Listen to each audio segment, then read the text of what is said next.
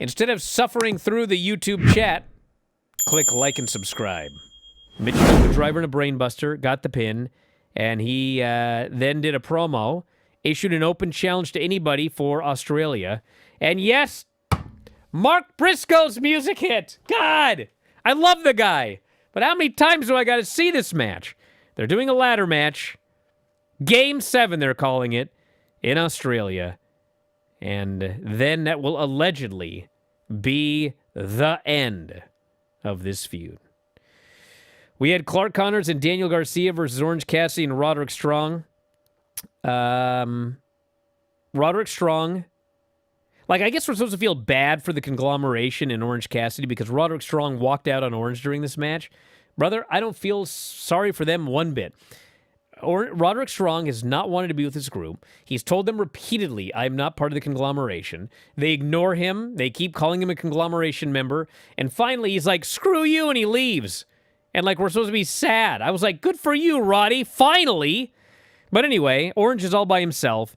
And Garcia, this poor nerd, it's 2-on-1.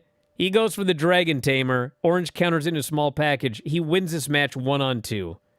And Moxley is furious at Daniel Garcia. And he's chewing him out. And then they did an angle where Tony's in the skybox doing a promo about the hair match. And Yuta comes out on the ramp and says, bring her out. And Marina drags Mina out onto the ramp, puts her in mother's milk. Yuta grabs one of her alleged pigtails, probably a hair extension, cuts it off. Fans are furious. It's got great heat.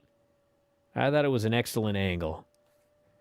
We had Dom and Andrade doing a promo, or Don and Andrade from last week. And then Hangman did a promo. This is all to set up the Hangman versus Andrade match coming up this weekend. Winner gets MJF at the pay-per-view. Honest to God, I think it should be Andrade. And then you do either Hangman and Swerve, or Hangman, Swerve, and Omega if he can be there, in a three-way also at the pay-per-view. And the winner of that gets the next shot at MJF.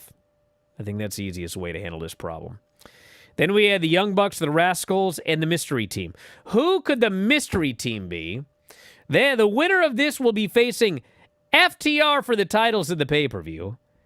And I thought, you know what? Maybe it's Copeland and Cage coming back. They'll win this match, and we'll have that match for the tag titles coming up. Nope. The Mystery Team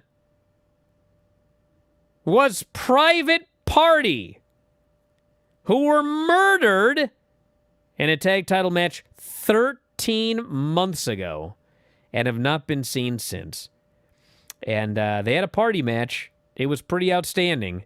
And the Young Bucks ended up hitting the TK driver, got the pin.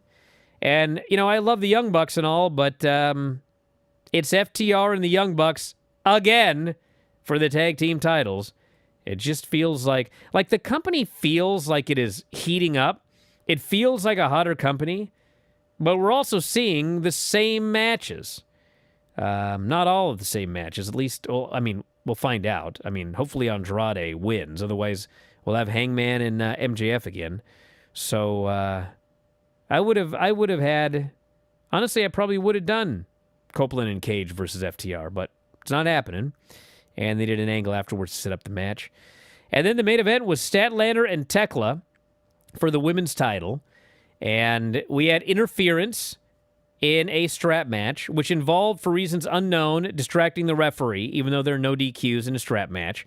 Statlander beat up both Sky Blue and Julia, but then turned around, got speared, and Tekla tied Statlander's hands behind her back, gave her a curb stomp, pinned her. Very charitably, you could say that this was an effective distraction. It was more interference for the sake of it. I don't think it really protected Statlander all that much. But Tekla is the new women's champion, and they beat down Statlander after the match. Willow and Harley were not there, not because of ice, but because they were also on a flight to Australia, and they could not make the save. So the Brawling Birds, who I would like to note, the announcers repeatedly stated by name, came down to the ring, made the save as the show ended. And yes, while the show did not need a 17-minute overrun, I thought this was an excellent show. And Ciampa Fletcher, you probably need to go out of your way to see. Have you grabbed your F4WOnline.com shirt yet? Well, we got a bunch of them. They're up in the store right now. F4WOnline.com/shirts. You can grab your -5 stars shirt, your Dave Meltzer Wrestling Observer shirts, even the brand new After Dark Radio shirt. You love Granny? We have Granny's Gang shirts. Have you ever won a shoot battle royal? Probably not, but you can tell people you did. So check out the store. All of these great shirts and more. It's through Pro Wrestling Tees. F4WOnline.com/shirts. That's F4WOnline.com/shirts.